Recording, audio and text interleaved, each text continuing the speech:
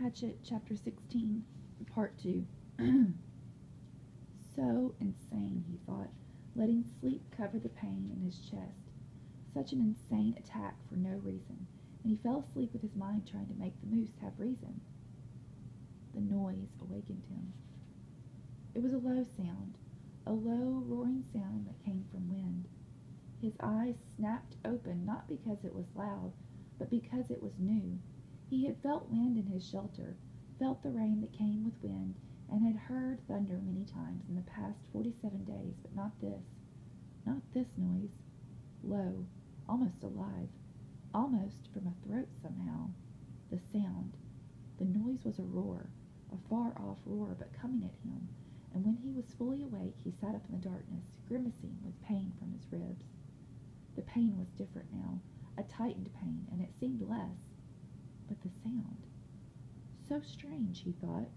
A mystery sound. A spirit sound. A bad sound. He took some small wood and got the fire going again. Felt some little comfort and cheer from the flames, but also felt that he should get ready. He did not know how, but he should get ready. The sound was coming for him, just for him, and he had to get ready. The sound wanted him. He found the spear and bow where they were hanging on the pegs of the shelter wall, and brought his weapons to the bed he had made of pine boughs. More comfort, but like the comfort of the flames, it didn't work with this new threat that he didn't understand yet. Restless threat, he thought, and stood out of the shelter away from the flames to study the sky, but it was too dark.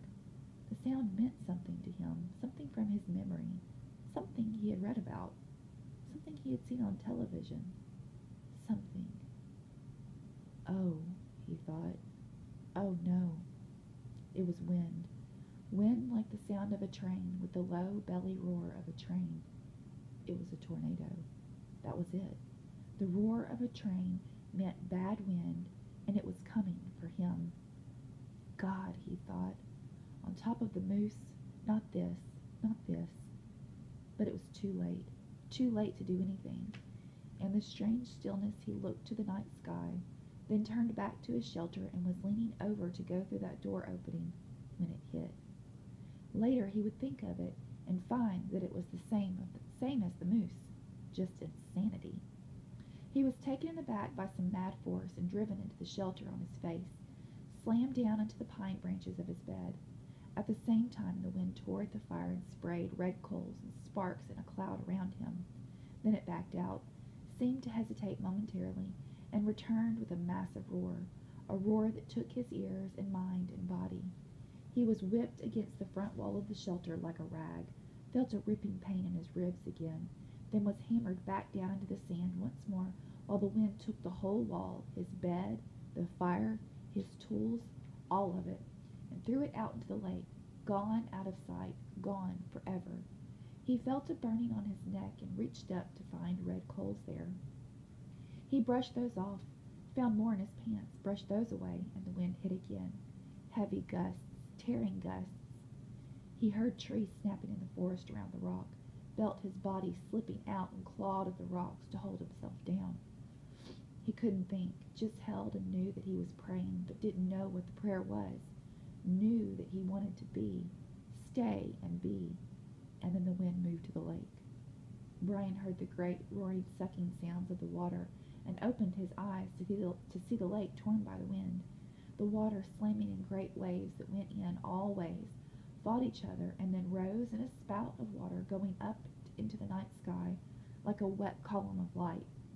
It was beautiful and terrible at the same time. The tornado tore one more time at the shore on the opposite side of the lake. Brian could hear trees being ripped down, and then it was gone.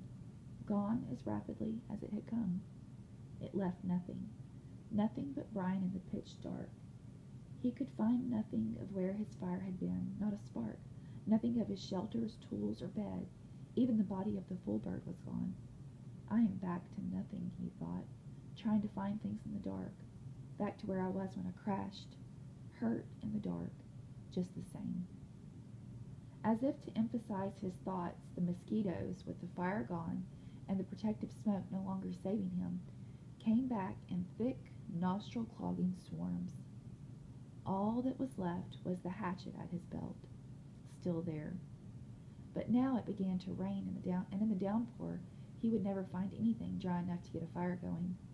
And at last he pulled his battered body back in under the overhang where his bed had been, and wrapped his arms around his ribs.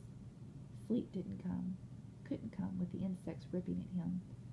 So he lay the rest of the night, slapping mosquitoes and chewing with his mind on the day. This morning he had been fat, well, almost fat, and happy, sure of everything, with good weapons and food and the sun in his face and things looking good for the future. And inside of one day, just one day, he had been run over by a moose and a tornado, had lost everything and was back to square one, just like that. A flip of some giant coin, and he was the loser. But there is a difference now, he thought. There really is a difference.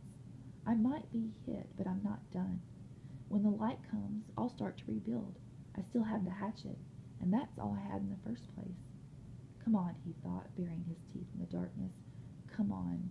Is that the best you can do? Is that all you can hit me with, a moose and a tornado? Well, he thought, holding his ribs and smiling, then spitting mosquitoes out of his mouth. Well, that won't get the job done. That was the difference now. He had changed, and he was tough. I'm tough where it counts, tough in the head. In the end, right before dawn, a kind of cold snap came down. Something else new, this cold snap, and the mosquitoes settled back into the damp grass and under the leaves, and he could sleep or doze. And the last thought he had that morning as he closed his eyes was, I hope the tornado hit the moose. When he awakened, the sun was cooking the inside of his mouth and had dried his tongue to leather. He had fallen into a deeper sleep with his mouth open just at dawn, and it tasted as if he had been sucking on his foot all night.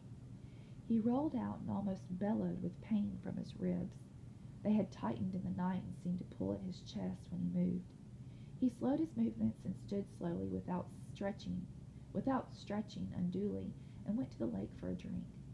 At the shore he kneeled, carefully and with great gentleness, and drank and rinsed his mouth. To his right he saw that the fish pond was still there, although the willow gate was gone and there were no fish. They'll come back, he thought, as soon as I can make a spear or bow and get one or two for bait. They'll come back.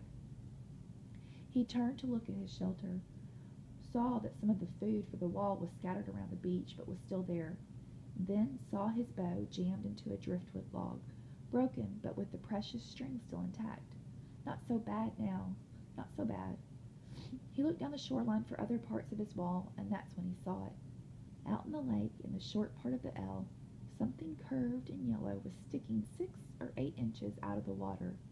It was a bright color, not an earth or natural color, and for a second he could not place it. Then he knew what it was. It's the tail of the plane. He said it aloud, half expecting to hear somebody answer him. There it was, sticking up out of the water. The tornado must have flipped the plane around somehow when it hit the lake, changed the position of the plane, and raised the tail. Well, he thought, well, just look at that. And at that same moment, a cutting thought hit him. He thought of the pilot still in the plane, and that brought a shiver and massive sadness that seemed to settle on him like a weight. And he thought that he should say or do something for the pilot. Some words, but he didn't know any of the right words, the religious words. So he went down to the side of the water and looked at the plane and focused his mind, the way he did when he was hunting the full birds and wanted to concentrate. Focused it on the pilot and thought, have rest forever.